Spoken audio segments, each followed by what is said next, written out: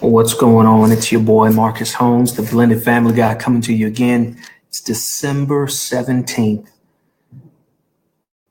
Wow, 6:07 p.m. Sorry for the little technical difficulties. I'm telling you, we're going to get this B live.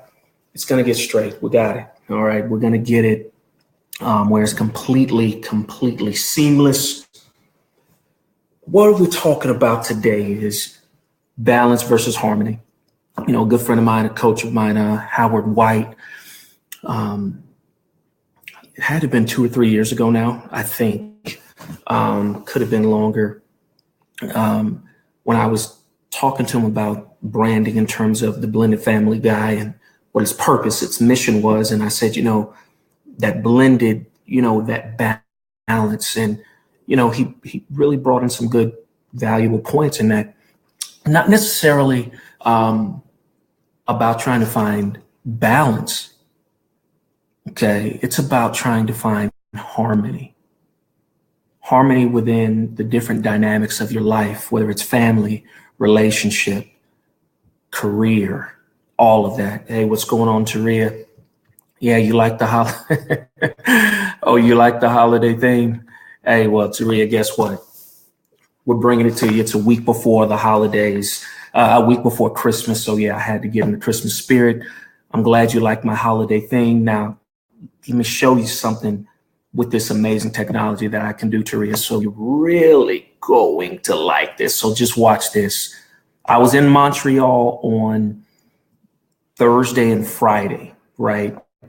And man, it was so cold. So in honor of being in Montreal, Quebec, Canada, here's some snow for you right now. See that snow? Taria, I hope you like the snow. It's good, the framing. I'm going to tell you something right now.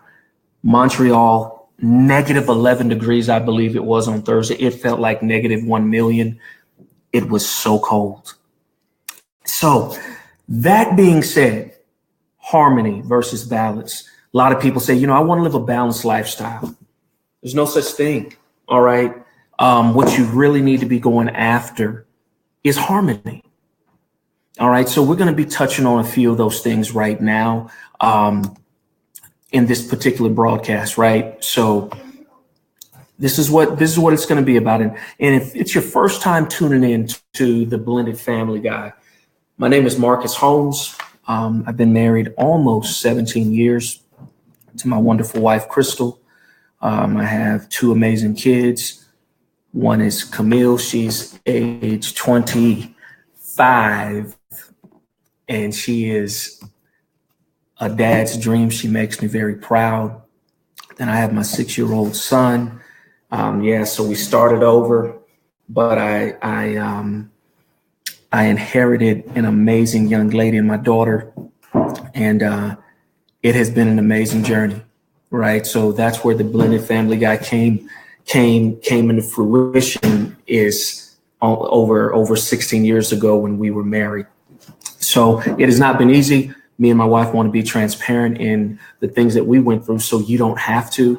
But I don't always just talk about family in the blend. I'm talking about work-life harmony between your family, your work, your career, your those boards you're sitting on, career progression.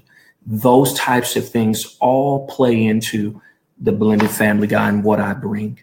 So that being said, right?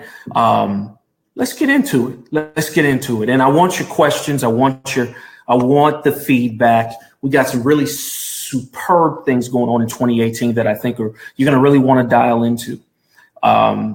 I'm not going to release some of the topics yet, but we're securing quite a few people that we're going to be interviewing, some other people that are experts in blended families, but have their own dynamic, their own area of expertise. We're going to be bringing on leadership consultants, some of the best in the business, the best in the industry. We're going to be touching on some really, really tough topics like molestation, the LGBT community, and how that works within the family, right? Because I'm seeing some really horrendous things going on when you have children who say, you know what, mom, dad, I'm homosexual, right? And you're seeing, I think, again, some of the most horrific things where you're having parents disown the child, act like they've never been born, saying things that they can never take back. But I'm just letting you know that, you have to be prepared to deal with those certain things. I'm going to be offering insights. Every family is different. I'm only offering you my perspective. I'm not saying mine is right. I'm not saying that I'm the de facto standard, but I will tell you this. I'll always, always refer back to the Word of God, Jesus Christ, my Lord and Savior. And I'm going to tell you, ultimately, Jesus loved people. And so that's what we want to do, right? So I'm just letting you know, we got some amazing topics coming in 2018. They're going to be riveting. We got some best-selling authors that are going to be being interviewed to bring their expertise. So I am super excited. It's going to be mind-blowing in 2018. Really want to bring some relevant content for you. So let's get into it. Balance versus harmony. All right, let's go. Let's get into it. Balance versus harmony. When you look at that, let's talk about it, right? Let's show that. All right. Oh, here, hold on. Sorry about that. And I'm trying to show balance versus harmony. Come on, show that for me. Oh, give me 1 second, y'all. All right, we're going to do it this way. All right, y'all. The beauty of technology is that technology is an amazing thing. All right, so we're going to try this. Okay, let's go then. All right, so let's not worry about the technology. Here's what we're going to do. The difference between balance and harmony. Let's give you a quick definition. And I was trying to put that up on the screen so you wouldn't have to take notes. But balance is a point between two opposite forces that is desirable over purely one state or the other. So balance means that there is a struggle. There's an opposite or two opposing forces trying to balance. And I want you to think of a seesaw, right? It's a give and a take. You know, you have 70 pounds on this side, 30 pounds on the other. That way you're keeping the, it's going to be in balance, but 50-50 is balance. Why are we talking about balance versus harmony? Because in my opinion, most oftentimes in life, it's never going to get to a point where everything is 50-50. Where your relationship with your wife or your spouse or your children is 50-50, where they're giving you equal parts to what you're giving back, right? So here's the thing about balance. Balance can never, and I think in a euphoric environment, in an ideal environment, balance can absolutely be attained. But if you're the average person that has, a career, family, outside activities, there's no way that you can be 50-50 in all those points, right? Because 50-50 is that. Can you be 33-33-33? But you get my point. Harmony, though, harmony is the one thing that you must look at. So here's balance. I was able to get that. It's working for me now. Balance, a point between two opposite forces that is desirable over purely one state or the other. So balance in the good thing, when you look at it, from the definition, it's a great thing to try to pursue, right? You're saying that, you know what, I want both without stating one is more important than the other. That's good. I'm not trying to show that I'm selfish, right? I'm not trying to show that. But guess what? Here's what you have to remember. So I know, Taria, great definition of balance. I loved it too when I found it. But here's what I think most people really desire to seek, and we're going to dive deep into this, right? This is what most people really desire to have. And I am trying to get to number 3. Yeah, where did you go? There we go. We're going to get that back in here because I want to go through 3 right here. All right, we're going to show number 3. Number 3, balance.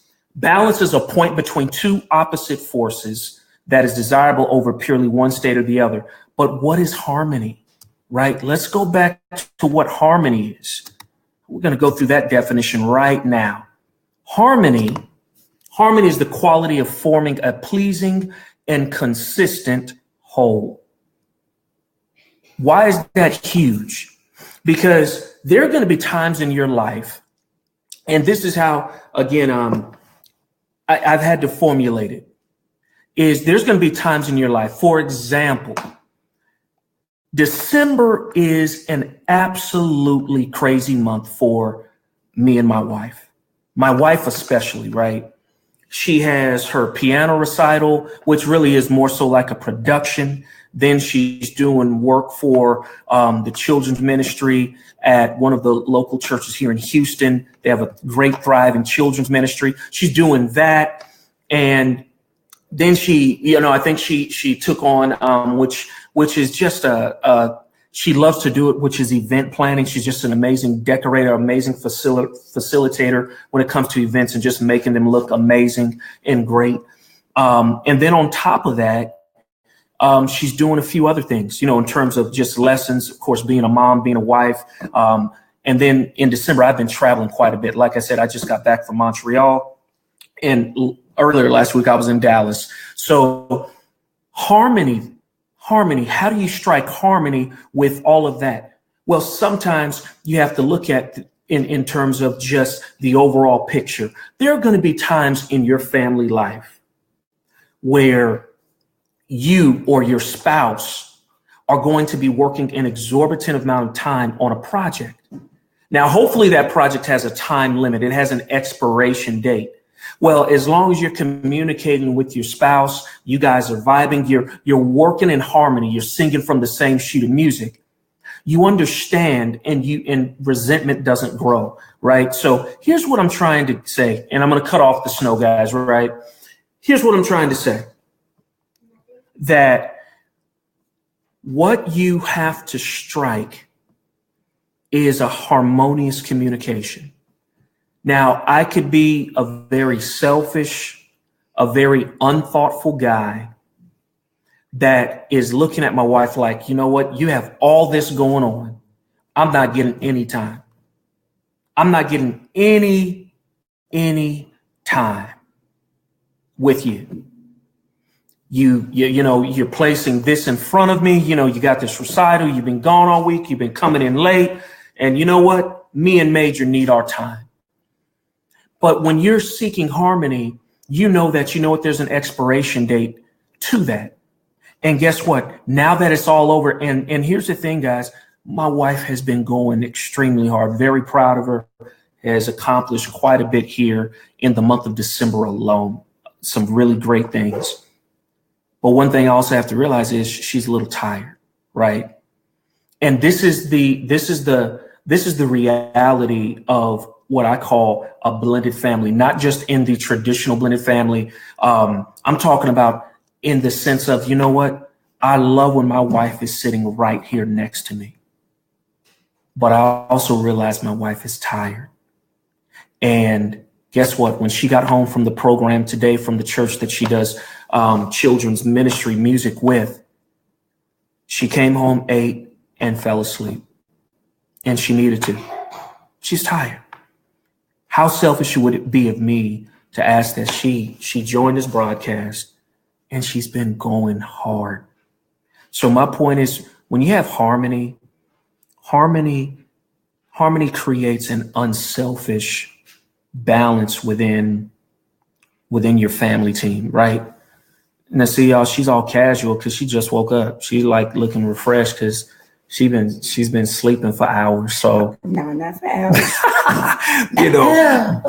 But harmony is the quality of forming a pleasing and consistent whole. So here's the thing. Although she's been going hard at it, I've been traveling.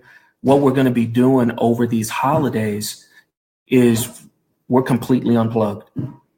I want to give a few days where I'm literally literally, we're giving complete time and attention to Major. We're thinking about running up to Great Wolf Lodge, and just that's a place he wants to go, and we're thinking about that. Well, it's inside, I thought, right? Isn't it inside? It's not a good idea. Well, we'll do something. I'm just putting it out there, right? And my wife knows I'm just she manages our family schedule, so I'm just putting it out there. So I just want you guys to know that harmony. Oh, and thank you, Taria. Yes, harmony is forming a pleasing and consistent whole. Yes, and I love it. You know why? Because when there she is. Yes. Yeah, there she is, Taria. She decided, Sleeping Beauty decided to wake up, but she deserved it, right? So what you have to realize is, one, the difference between harmony, right? The difference between harmony and the difference between balance. And those two are so key. One thing that I'm talking to my daughter, and I appreciate she's always asking me, well, Dad, how can I get better? How can I be more efficient? And I'm always telling her, babe, you can't please everybody. Now, you can please some people sometimes, but if you're trying to please everybody, that's a healthy imbalance. So strive for harmony, where you understand that there's some people deserve more of your time and there's others that don't, and you need to be okay and content with that. Ooh, that's good. Okay, so that's where I'm going with this, is that you have to understand that, you know what, I gave up a long time ago trying to please people. Now, I'm not one of those people that, I don't curse, right? Now, sometimes in my head I do, and I just have to pray that God, helps me when you get somebody that doesn't know how to drive, or, you stub your toe. And you know what, y'all, hey, there's my little guy right there. There's Major. Y'all pray for my son. He's been a little under the weather. Today's been battling a fever all day. So I'm going to show you another point of harmony, where I had to learn and grow. And this brings me to my next point, right? Where have I failed and what have I done to get better? Where have I failed? And let's go back to this. How do you have a harmonious marriage, family, career environment? How do you do that? Right? We're going to go through that, and I'm going to just be very transparent again, because I don't want you to have to go through what I've went through, but let's go through that, right? Let's look at what that is. And it brings me to, again, this point. Where have I failed and what have I done to get better? So here's a few notes. Early stages of my career, mid-30s, I'm wanting to try to climb the corporate ladder. I'm working at, Fortune 10 AT&T, amazing company, great people, really great leadership there. From Randall Stevenson all the way, down, there's some really great people. One of my chiefest of mentors, Xavier Williams, gave me my first shot at managing people. And, out the gate, it was, I think, about $120 million book of business across government, education, medical, several, I think it was just, I can't even remember the number of states. And I think it was Louisiana and South Texas. But here's my point. It became to a point where I was working 16, 17 hours a day, leaving at 7, getting home at 8 or 9 o'clock. I had a daughter who at that age was in middle school, getting ready to start high school, and I was not seeing them too often. I was seeing them as they were either in bed or they were just getting up, and it wasn't fair to them. Wasn't a balance at all. I was completely imbalanced, if you want to use that word, but there was no harmony in our household. And then on top of that, I was on the verge of we had just brought in the iPhone at AT&T. So, Camille was one of the first, you remember that? Camille was one of the first kids on the block that had a BlackBerry. All right. My daughter had and an iPhone. And my son said he's the second one to have an iPhone. He does not have an iPhone. But that being said, there wasn't a whole lot of communication, even though I was working for a communications company. Wow, that's huge. I was working for a communications company, but had very little communication going on in my home. And when it really turned for me is actually when I joined the John Maxwell team. I was a founding circle partner, and in starting to read the 21 Irrefutable Laws of Leadership, which I had read several years before, but then I started really understanding what harmony was about and balance and figuring out, what I'm doing is not right. And I had God tugging on me, had the Holy Spirit tugging on me, like, dude, you got a daughter, you got a wife. When I'd get home, sometimes I was on the cell phone. I was reading emails, completely disconnected. You remember that, babe? I remember when my wife told me one time, and I think I think that's when it really stuck. She was like, I remember I wasn't even engaged at dinner. And I mean, I could tell that it was really bothering her. And I always tried to use the excuse, well, I'm working. I'm working on this project. They need to get in contact with me. And that was a complete lie. It was a complete excuse, and it was unacceptable being the leader of this family. So I resigned in my mind that I needed to either find a different career path or find another place to work. And right then I started looking at, well, how can I make the jump? And it's funny when sometimes you ask God what you're looking, for something. It's funny how things happen. So I said, you know what, let me start looking. And before I could even really start looking, I had an executive recruiter call me. I went over to T-Mobile, so on and so forth. And I was there for a few years. But the same thing started happening. And the reason why is I give a lot when it comes to my team. I want my team to be successful, but I realized that I was still out of priorities. My priorities were out of order because I was still putting my team at work before my team at home. And you can't do that. You can't do that, right? Oh, it's all right, Ebony, it is okay. We ain't forgot about you, Ebony. All right. And yes, Ebony, who's winning the Pittsburgh and New England game while we're on this Facebook Live event? Who's winning, Ebony? Just tell me, just drop that in, Ebony, and let me know. But I want you to getting back to, even while I was at T-Mobile, I still was out of sync. I was out of prioritization with my family. So what I resigned to do is I said, you know what? I said, you know what? I started saying, I'm taking control of my career. And what I started doing is I said, you know what? I think what would give me an ideal work-life balance, an ideal harmony within my home is I want to work from home. I want a job that is home. Yes. All right. I wanted a job where I was working from home. Now with AT&T, T-Mobile, there were days when I did that, but when you're in people leadership, when you're managing people, you got to be in the office every day.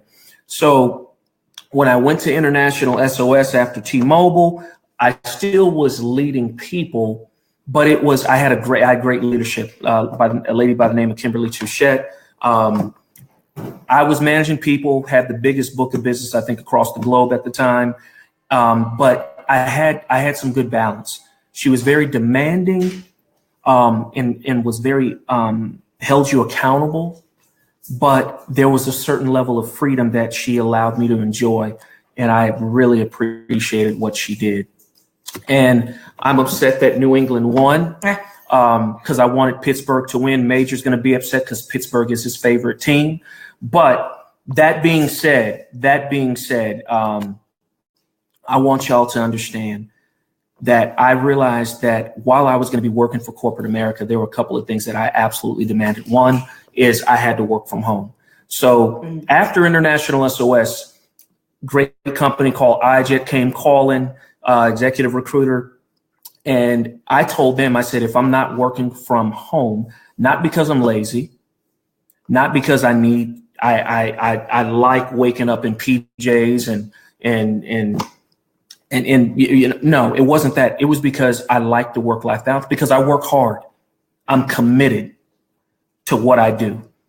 And so when in all the other jobs, there was sometimes, 60-40, 50-50. But now in my current capacity with iJet, I'm working from home full time and I enjoy it. Now, I still do quite a bit of traveling, but I'm able to sometimes take my son to school. I'm sometimes able to have lunch with my son. I'm sometimes able to have lunch with my wife.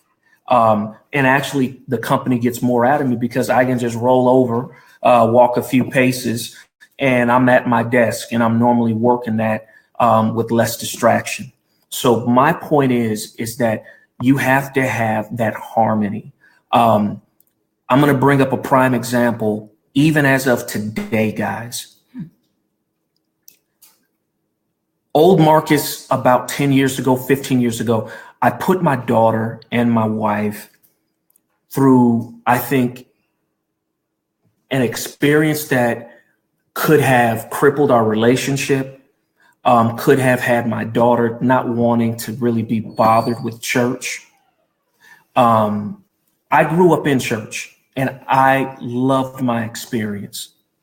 I grew up in church where we went to Sunday school, then there was morning service, then there might be an afternoon service, then there was evening service, and you got home about 10 o'clock, right?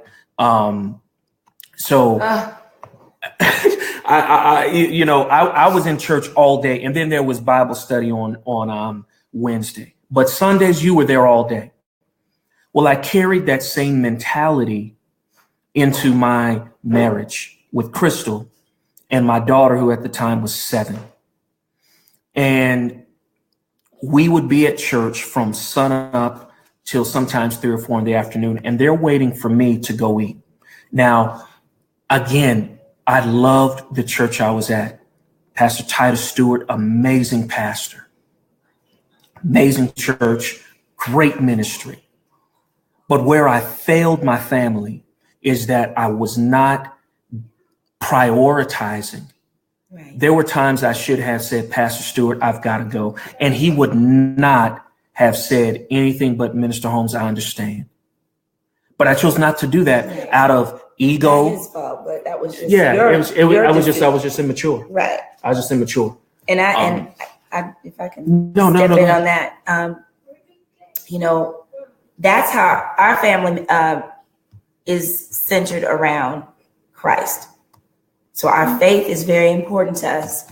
I'm so grateful that, I married a husband who loves God. So church is, of course, is something that we don't look at that as an afterthought.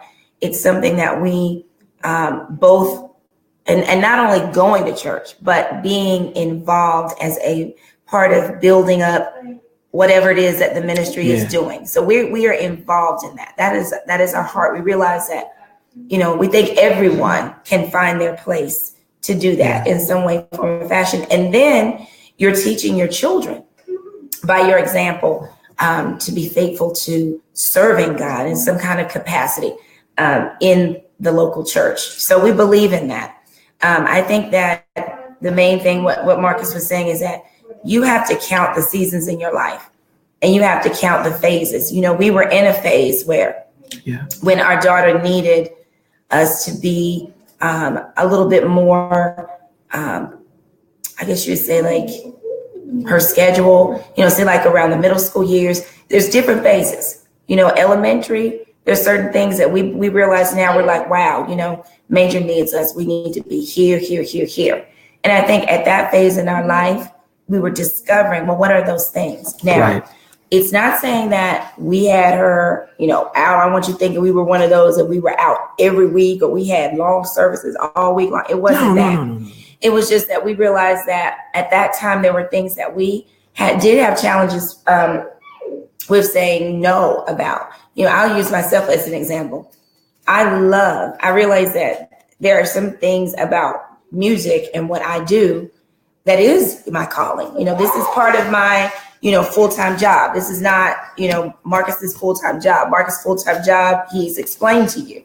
There's some things I realize, I do see that I have the capacity to do. But at that time, I was working as a teacher. I was starting a business and also wanting to do the work as a full-time job because that's just how I am. I love it in that way. So what Marcus helped me to do was to find balance so that I could not fall out, y'all, so that I could still be around to do this for years and years to come. And I think that was something, I'm just speaking for myself, that was just really hard for me. And sometimes it can still be hard for me. And that's why I've been resting because, Christmas season is a very busy season. So, I think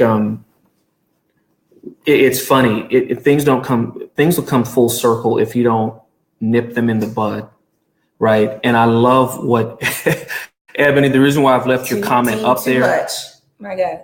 I was on Team Too Much. I was a minister. I was part of the board. I was over the sound team, over the youth ministry, of course, part of the men's team, my pastor's armor bearer. Mentally, and a lot of it is mental stretch, because that's another thing. Some of us can say, well, we can do this, but mentally we stretch ourselves in a whole bunch of directions sometimes. And then when it's all said and done, we're wore out on the inside. And like you said, you don't want, it's not God's fault. It's not the leadership's fault. It was my fault. No. Y'all, I need y'all to understand. It was completely my fault. All I had to learn how to do was say these two letters that are so powerful that will make you ultimately successful in life. The more easy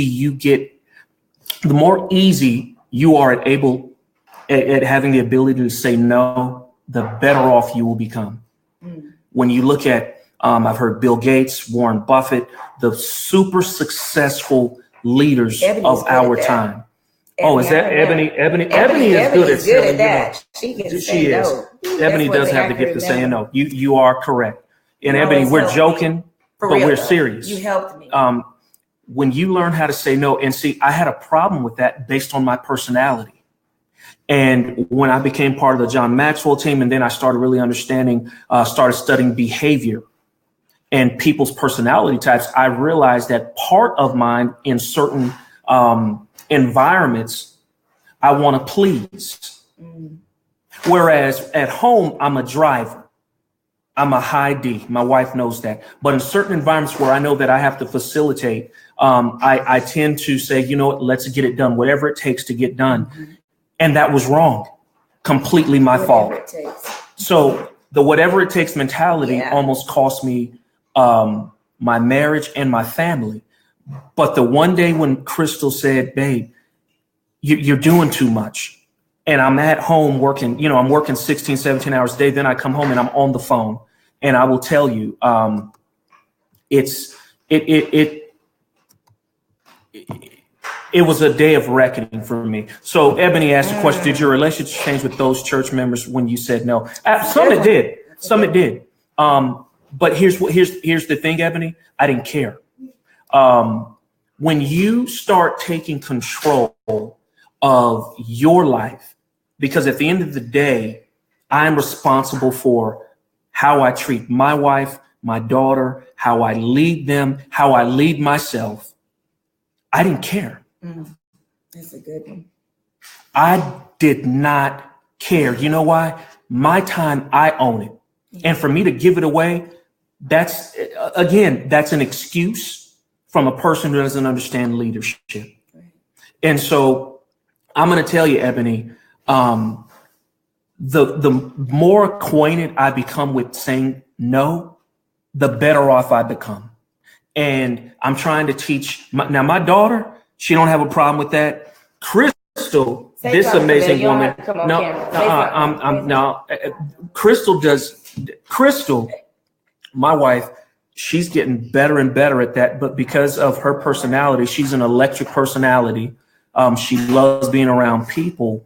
My wife has an immense, she has some broad shoulders, but she's getting better at saying no. I'm teaching my 6-year-old son, if you don't want to do something, now again, we have to temper that, guys. I want you to understand he's not walking around the house telling us what he's going to do. But I'm talking about when we do give him choices, we're letting him know, don't say yes just to please us, son. If you don't want to do it, say no. Here is my point, and here's my example. After we go to a church now, one of my good friends, Pastor Eric Anderson, before I couldn't do this, before I'd had, so let me give you the setting, right? Real quick. Let me give you the setting. All right. So last night, this morning, my son is still, he's feeling sick. I think I mentioned earlier in the broadcast, he hasn't been feeling well. He's been battling a fever. Me and my wife are still leaders in our churches, right? In the church, we give back, but Major hasn't been feeling well. So yeah, I'm gonna share with you how we're working out, how that's working out. Here, hold on. Hey, Ebony, I know. Hey, man, yes. We don't. Yeah. I mean, here's. So and let me clear something up. The church I used to go to, great church, Pastor Titus Stewart, Gregory Emmanuel Family Worship Center. It's fine. We love those members. We loved them. They loved us for well over a decade. So no hard feelings at all. It was me. I want you to understand. The church did nothing wrong. Nothing wrong. All me. I owned everything because I was the one saying either yes or no to my time. Okay. So fast forward a few years. Matter of fact, fast forward to this morning. And let me show you how I've changed. And I hope this helps you. Major's sick. I called up Pastor Anderson, Pastor Eric, and I said, Eric, I'm not going to be able to make it today. My son is sick. Crystal has to lead worship at, of course, your church, and then she has to go down the street to Christ Temple to help with the children's music ministry there. And there was no regret. There was no, oh boy, I can't do this. Now, let me tell you what I used to do in the past. 8, 9 years ago with my daughter, I would have said, you know what, me and Crystal, I had a leadership position at the church. Crystal had a leadership position at the church. We would have been trying to, and I'm looking at my daughter right now, I would have put her on some Benadryl, a cocktail of some sorts. She would have probably been looking like a zombie, laying on the back seat of the bench of the in the church, sick or up in the balcony. We would have had her on some Mucinex. A cocktail of Mucinex, Tylenol, Benadryl, just to get her out the door so we could be at church. I'm laughing because she said some people would be there at church. They'd be what? What'd you say, Camille? Yeah, I mean, so do you see where see where I'm going? I'm letting you know now, guys. I've grown, right? I've grown, and that wasn't on my wife. That's completely on me. Now you fast forward to now, there's certain mistakes that I made with my daughter that I'd be a fool if I continue to make with my son. And I say that completely honestly and transparently, that I have to learn from the mistakes that we went through with our daughter. And she appreciates that we've learned from them. So we're not putting her little brother through the same challenges. Right. So I stayed at home with Major, and I love going to church. But I stayed at home with him. That wouldn't have happened about 12, 13 years ago. And you know what, Taria, you make a good point. I don't feel guilty when it comes to not going to church. You know why? The church is right here in my heart. And what I'm saying is, do you think, is God really pleased? Was he pleased with me over the fact that 13, 14 years ago, I would, again, give my daughter some medicine and say, let's go. Jesus is going to heal you at church. And I believe that he could. But God also gave us common sense. And I should have been saying, you know what? Hey, Chris, one of us has to stay home. But the majority of the time, oh, no. Camille, unless Camille was hacking, about to cough up a lung, she was coming to church with us. And that's wrong. And y'all, I'm letting you know, I've been freed from the guilt of, and again, it's because of how I was raised. And there's nothing wrong with how I was raised. But my church, oh no, you came to church. Oh, you coming to church. Well, and it's one thing for you to feel the obligation because you want things to be done well. You want things to be done in excellence. You love God. You love God's people. Yeah. You want God's people to not miss out an opportunity for that your service is an enhancement in some kind of way, whatever it is that you're doing. And here's the deal. Nobody felt more difficult about staying home or missing or different things. I have never, I feel like even when we got married, I think we had never had a holiday. There was never a time where I missed church, like at Christmas, Easter, and then we got married Easter weekend. I even felt awkward during that weekend because I'm used to being a servant in church. Amen. Doing what I do, helping, singing, doing whatever I can do. And so I had to realize just what you said. This is not giving someone a ticket to say, don't go, stay away from the building, because I am a true believer that you should not, just like the word says, forsake not your assembly, because there's something about when God's people come together that is not the same as internet church and all this stuff. I've been telling Camille all these years, get in the building. Don't just, use technology, because I do think that's incredible that we have that ability.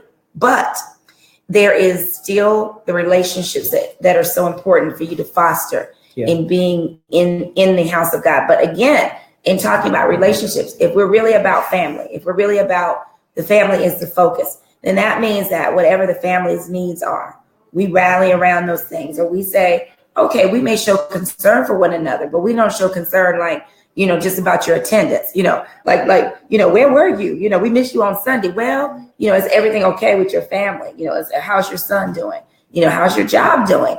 How's your life doing? Because sometimes we can make it feel as if the only thing we're concerned about is what you do when you're there, and then when you pull away. And then it's like, then my question is, well, did we really have a relationship? Because if it was real relationship, whether I'm in the building or not, whether I'm, if you know my heart of hearts, then it's not about the building. It's about the relationships that we've established together. Yep. And then if the wind of change comes, I had a great message this morning about the wind from Pastor David Allen, by the way.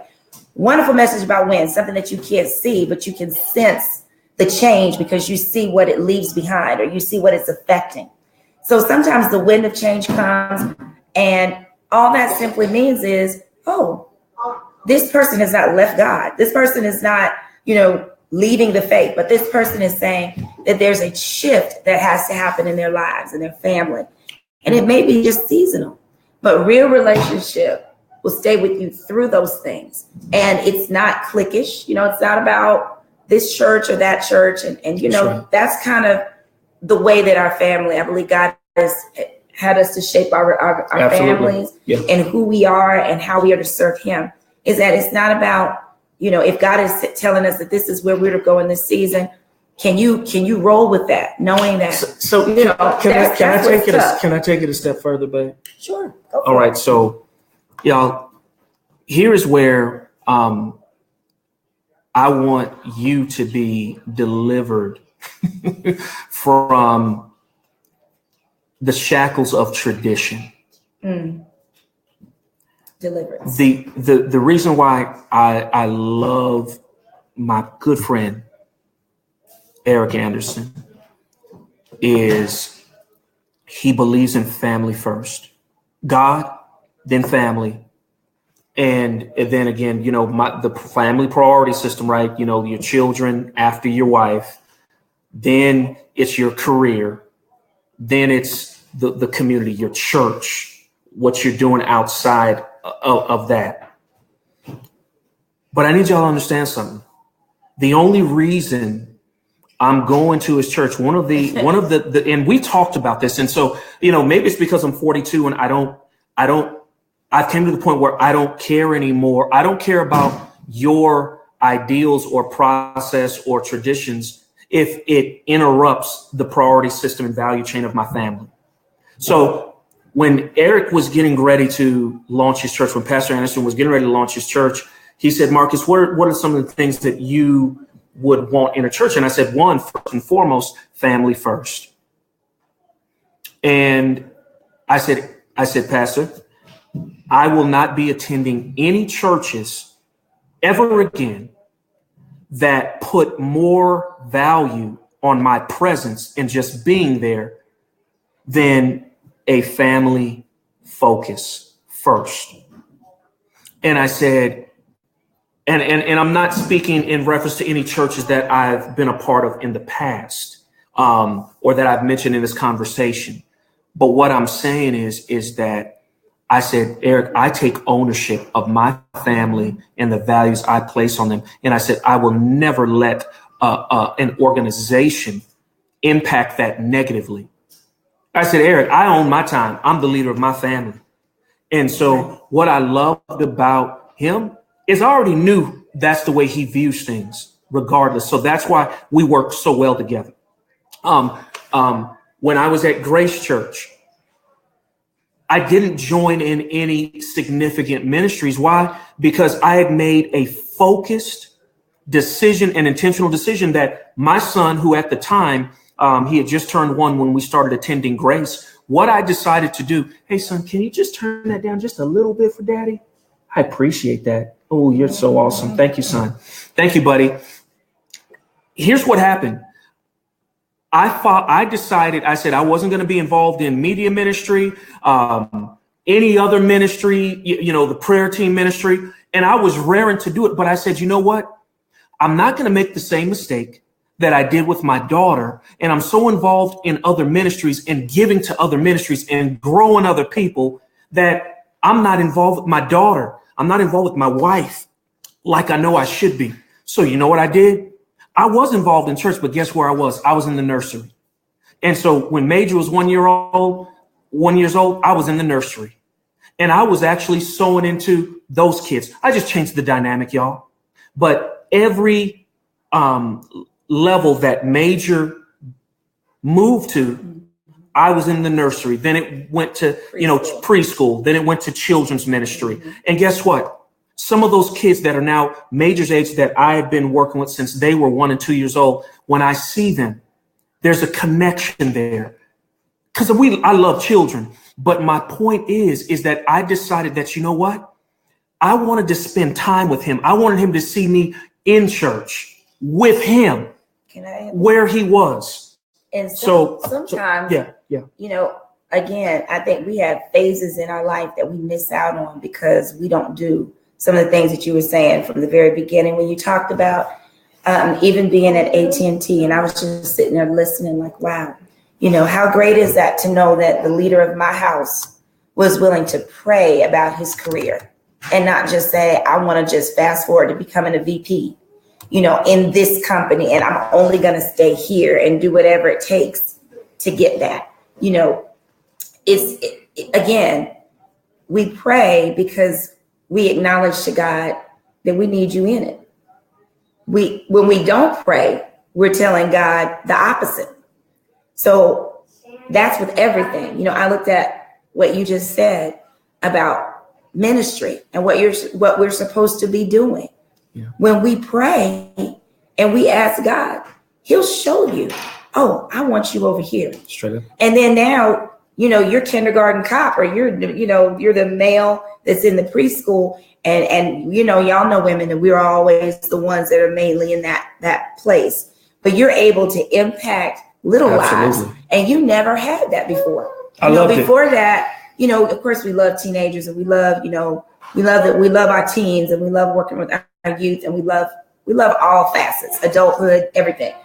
But to actually be able to focus in on that, and I was just sitting there thinking about how amazing you were in there, and just how, the kids to this day still run up to you and they love you. I love what you did. Those kids. And I feel the same way. I feel like what that allowed me to do was have an opportunity. I thank God, Pastor Michael gave me the opportunity to teach, because I love to teach the word. I love to sing about the word, but I love my time that I got to spend teaching about the word of God and learning how to plant seeds in that way. So I think it's just so awesome. We have to pray, ask God, move with him.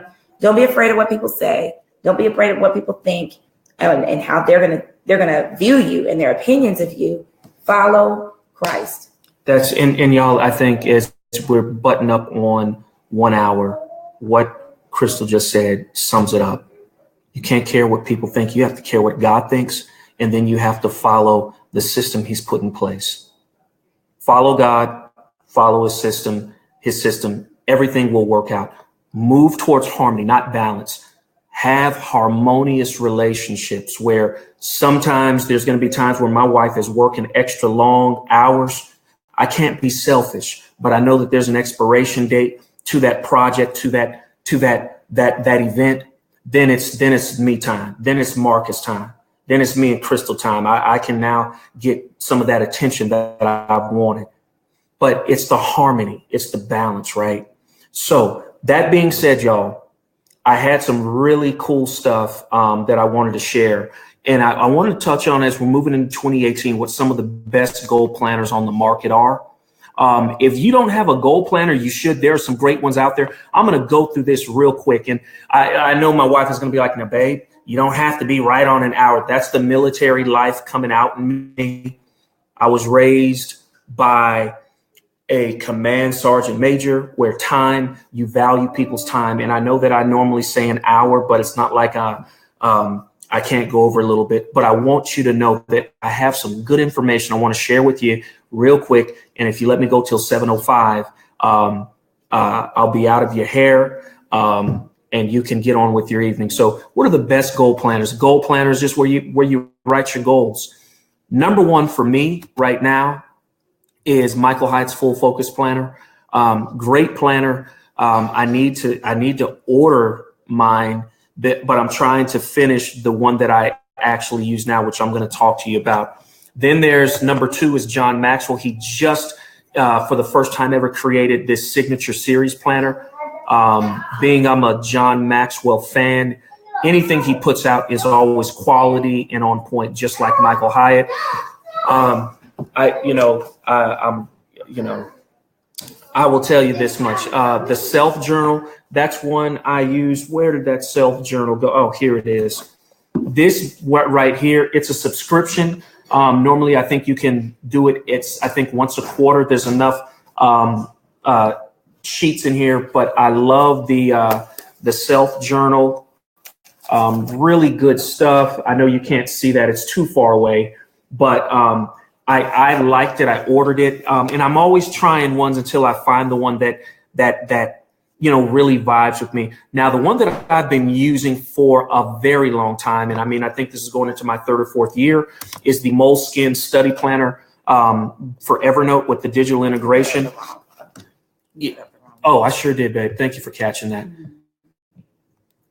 Thank you for catching that. The Moleskine, and let me get it again. The Moleskine Evernote Digital Planner.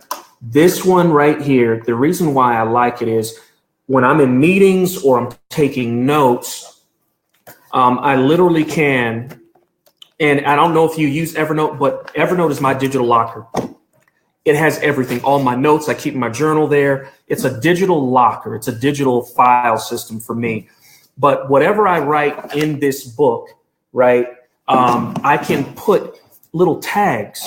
And Evernote, if I take a picture with Evernote, it'll pick up that tag, and I can create certain categories or folders. And it picks it up when I put these tags on a certain note or a certain day or a certain topic or a certain whatever I do. And so what I like about that is, again, it gives me the best of both worlds. I can write in it like it's a journal. And this Moleskine Evernote, I normally buy about 5 or 6. Sometimes Chris will find them for me out there while she's shopping, but I have a bunch of these. But I love this. This is the Moleskine Evernote I call it the journal, but I love it. It's what I've been using, and I just can't get away from it because, again, it gives me the best of both worlds. Then there's, for students, the Monster Study Planner for students. Great. I think it's about $12. You can order it on Amazon. And if you're an Amazon Prime, like Jesus, the majority of America is, I found out, not the majority, but great healthy portion. You can have that in 2 days. And guys, if you haven't written out your short-term goals, your long-term goals, guys, you got to do that, right? So here's what I want you to do. 2018, do you have short and long-term goals? Have you done your 1, 3, 5 year, your 10 year, your 20 year, your 50 year, your 100-year plan? Super successful people are writing 100-year plans for what their great grandchildren are going to be doing, what they're going to will to them, and then they start working towards it. I want that. I'm not at 50 yet. I'm hitting 20, but my 50 and 100-year plan, I want to start working on that with me and my wife want to start working on that this year. So, you know, I'll say this. I'm getting ready and my team is working with me, Taria. We're going to have a family. We're creating a family goal planner for blended families. We're going to be working on that content and dropping that hopefully before Christmas or at the start of the new year. So you can figure out what your family goals are. And guys, I just want to let you know, I think that's about it. All right. Get those planners, write it down. The weakest ink, or how does it go? The weakest ink is stronger than the greatest mind. Why? When you write it down, it can never be forgotten. So let's make sure, guys, to level up this year in terms of what we're going to be doing. Write it down. There's a psychology to it when you write down your goals and then you break down those goals into the steps in order to achieve them. Guys, do it and execute. Let 2018, matter of fact, let it start being the year of execution for you. Let's not wait till 2018. I don't believe in New Year's resolutions. You start when you're ready. Let's start now. All right. Let's start working on being a better family. Start working on that harmony. I love you guys. Me and my wife, I'm going to let her go to bed a little early tonight. Yeah, I'm going to let you. I'm trying. Y'all, I haven't had no me time in a long time. All right. Me time. Yeah, babe, I want to. Didn't you talk about this book? Oh, yeah. Okay. All right. Oh, yeah. No, I'm talking about me time as in me and you time. Oh. Yeah, I want some time with you. Yeah. So, and Major said, and me. It's always Major time. The weakest ink is stronger than the greatest mind. Love it. Yes, write it down. My wife knows I don't write it down. It ain't getting done. Why? Because I have so much going on. I don't depend on this great brain of mine. I write it down. Now, y'all, this book right here, my wife got, and it is absolutely hilarious. You have to get it. What every man needs to know about marriage. The 7 comical keys to success. Oh my God. Let me just do 2 of them for you. And I think you'll get the point. It's hilarious. Hilarious. Let's go to tape. Okay. Chapter 1. Acceptable reasons to commit adultery. Let me flip the book around. Acceptable reasons to commit adultery. Would you like to do that for me, babe? Yeah, you notice. Oh, let's flip to the next page. Oh, there's some acceptable. Oh, there's another reason. You get my point. It's blank. You're right. There is no acceptable reason. Now let's go to number 2. What's number 2, babe? Best types of advice to give your wife while she's sharing her feelings with you. Best types of advice to give your wife while she's sharing her feelings with you. This was awesome. Y'all have to hear this one. Here it is. Look. It was blank again. Yeah, you're right. Yeah, I learned the hard way. Just shut up and listen, Marcus. And listen with intent. Listen like you want to listen, Marcus. Because you know what? Whatever she's saying, it's amazing. Whatever she's saying is mind-blowing. You just sit there and listen. You know what I learned? I learned this a long time with my wife and my daughter. My daughter will call me sometimes from California or Houston or DC, I will say 2 words and we'll talk for about an hour. And my daughter will, I think she says like she'll be on like word 1,000,001. And I said 2 words. But you know what? I'm listening intently. I'm listening intently. And she knows it. But you know what? My wife and my daughter know that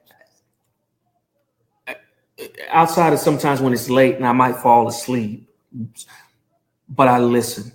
And I learned that a long time ago, having a house full of women, including our dog Diva. When she barks a lot, I'm listening. He had all women. Y'all, want you to know, guys, great book, great comedy. You got to get it. It was hilarious when I first read this. But again, y'all, thank you for listening in. I hope you enjoyed the content. Love you guys. Catch you. We're going to take off Christmas Eve. All right. But we'll be back in the new year. All right. Love you guys. Make your blended family work. Be intentional about it. And we'll talk to you soon. All right. Have a great Christmas. Okay. From the Holmes family. Come on over here, Major. Wish everybody a Merry Christmas.